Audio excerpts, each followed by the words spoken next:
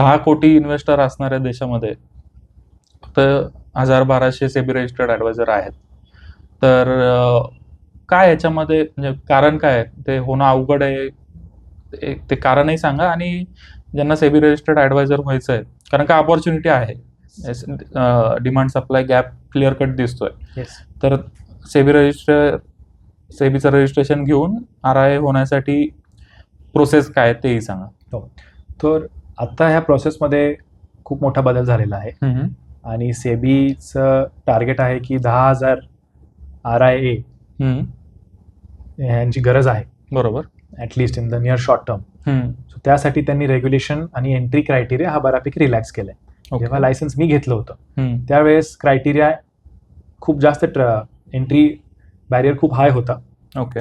तर तुम्हाला विविध certification, net worth criteria, okay, compliance, experience, education qualification, या सगळ्या क्रायटेरियाज पास केल्यानंतरच तुम्हाला लायसन्स मिळू शकत होतं.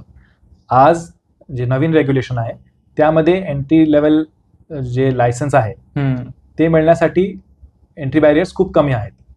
So anyone with a graduate degree who has passed the NISM certificates and they hold the minimum criteria for the education, they can get the license now.